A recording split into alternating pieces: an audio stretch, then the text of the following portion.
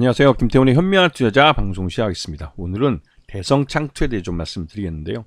오늘 대성창투가 갑자기 상한가를 쳤습니다. 그 이유가 이 시프트업이라는 게임 업체에 투자해 놓은 곳이 있는데, 이 시프트업이라는 회사가 그래도 시장에서는 그 말 그대로 1조 원 넘게 몸값을 인정받고 있는, 최대한 지금 요번에 공모가 밴드로 봤을 땐 3조 원까지도 추정 가치를 인정받고 있는 그런 그 IPO 대어로 취급받는 회사입니다. 그런데 이 회사가 드디어 IPO에 착수를 했죠.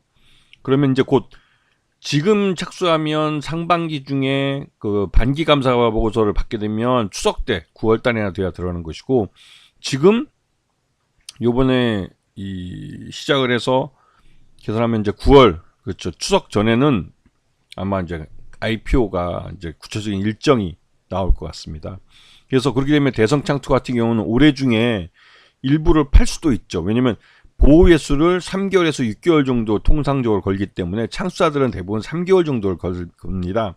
그렇기 때문에 잘하면 대성창투는 올해 안에 이 시프트업에 투자했던 것들을 일부 회수할 수가 있는 기회를 가질 수도 있습니다. 자, 시프트업에 투자한 벤처캐피탈들을 보시게 되면 카카오벤처스가 시리즈 A에 가장 이른 시기 2016년에 투자를 했고, 그 다음에 대성창투가 2018년 11월 달에 한번, 그게 시리즈 B입니다. B로 투자를 했고, 그다음에 2020년 9월에 시리즈 C로 투자를 했고, 시리즈 C로 투자할 때는 IMM 인베스트먼트와 스마일게이트 인베스트먼트가 같이 참여해서 등치를 더 키웠죠. 이때는 이미 이 시프트업이 어느 정도 게임 업계에서 인정을 받고 난 이유기 때문에 굉장히 비싼 가격에 한 걸로 알고 있습니다. 그래서 대성창투가 시리즈 B로 투자했을 때와 카카오벤처스가 시리즈 A로 투자했을 때가 상대적으로 싼 가격에 인수를 한 것이죠. 그래서 대성창투는 나름대로 이 시프트업 투자에 있어서 성견지명 있게 투자를 잘한 것이고, 요번에 상장하게 되면 상당한 그 매각 차익을 거둘 수 있을 거라는 기대감이 있는 상황입니다. 그리고 여기다가 이 대성창투는 펀드지만 대성 세컨더리 투자조합을 통해서 이 업비트의, 그러니까 가상화폐 시장 거래소인 업비트의 모회사인 두나무의 주주사로 참여하고 있습니다. 그리고 두나무도 조만간에 IPO 할 거라는 말이 많이 나오는 회사죠. 왜? 최근 들어서 비트코인이나 이더리움의 가격이 굉장히 많이 회복을 했습니다. 그래서 이번 기회를 놓치면 또 상장 IPO를 취재하는데 또 시간이 오래 걸릴 수도 있다고 그래서 이 두나무의 상장도 서두르고 있는 걸로 알고 있습니다. 그렇게 되면 대성 창투는 이 대성 세컨더리 투자조합에서 투자한 이 투자금을 회수할 수 있게 되는 것이죠. 그리고 이러한 창투사를 투자할 때 가장 먼저 확인해야 될 건 이 창투사가 갖고 있는, 보유하고 있는 투자조합이나 아니면 PEF라고 말씀을 드렸어요. 이 창수사는, 이 대성창투는 주로 이제 규모가 크지 않은 몇백억 규모의 이런 투자조합들을 만들어서 갖고 있는데요. 이게 대부분 다 이 규모가 좀 작고 기간이 8년에서 7년. 그래서 올해 2024년 전후에서 하나씩 이제 이 만기가 돌아오는 것들이 있습니다. 2016년에 된 게 5년짜리고 2016년이 된 게 8년짜리이기 때문에 이것들이 대부분 다 올해 또 이 청산 기간을 연장할 경우에는 1, 2년 안에 이 만기가 돌아오게 되는 것이죠.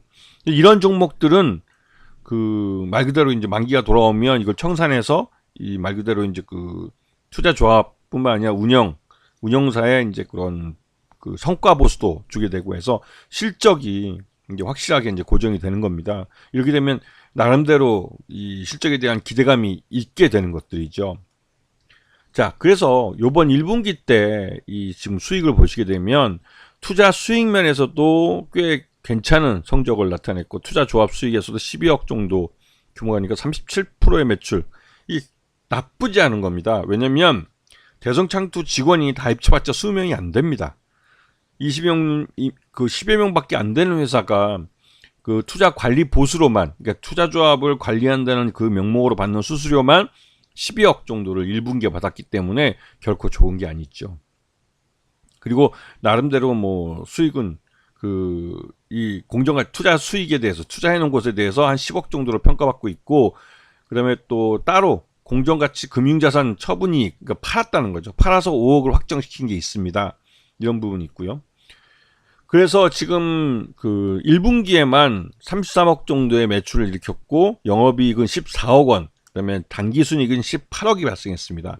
이거를 생각해 보셔야 할 게 지난해와 지지난해는 이 연간으로 123억의 매출액과 136억의 매출이지만 영업이익은 연간으로 20억, 10억 정도밖에 되잖아요. 그런데 1분기에만 14억을 했기 때문에 이 대성창투는 올해 확실히 실적이 예년보다 좋아질 가능성이 높은 겁니다. 그리고 이제 이 회사는 최대주가 대성홀딩스로 지주회사인데 이쪽이 48%를 갖고 있고 김영훈 회장이 개인적으로 3%를 갖고 있어서 이 최대주 지분이 51.74% 넘어가고 있고, 그러면 유통주식수가 그만큼 적다는 소리가 되는 것이죠. 자, 대성창투의 차트를 보면 굉장히 지루하게 움직입니다. 하루 거래량도 적은 주식이고, 그래서 대부분 이제 창수사들은 잃어버리고 있는 분들이 많죠. 하지만 예전에도 말씀드렸지만 창수사들은 저금리 기조에서 이 저금리로 그 투자 펀드를 많이 만들면 많이 만들수록 관리 보수를 많이 받기 때문에 사업이 굉장히 안정화되어 있다고 말씀을 드렸어요. 그리고 투자 조합이 만기를 맞을 때마다 이 투자 조합의 투자 성과에 대해서 성과 보수를 받는 거기 때문에 실적이 그게 플러스가 되죠. 이런 부분을 말 그대로 스케줄에 따라 움직이는 회사이기 때문에 그런 부분을 잘 챙겨보시면 의외로 이런 회사들이 주가도 많이 오르고 배당도 꽤 줍니다. 그렇기 때문에 이 대성창투 같은 이런 창수사들은 예전에도 말씀드렸지만 투자조합을 확인하고 투자조합의 만기를 확인하고 그다음에 이 투자조합이 투자한 회사들을 챙겨보시면 충분히 좋은 수익을 가져갈 수 있는 투자 기회들을 잡기가 뭐 나름대로 뭐 수월하다고 하면 수월하다고 볼 수가 있는 것이죠. 대성창투는 1분기 실적만 놓고 봤을 때 적정 주가 4,000원 정도로 평가됩니다. 그렇기 때문에 지금 2,000원대 초반에서 주가 상한가를 빵 쳐버린 거죠. 결국은 이 회사가 만들어낼 수 있는 수익을 창출할 수 있는 그 능력에 따라서 기업 가치가 평가되는 거기 때문에 대성창투는 올해 기업 가치가 좋아지는 쪽으로 평가받을 가능성이 크다는 겁니다. 아시겠죠? 자, 오늘 방송 여기서 마치겠습니다. 감사합니다.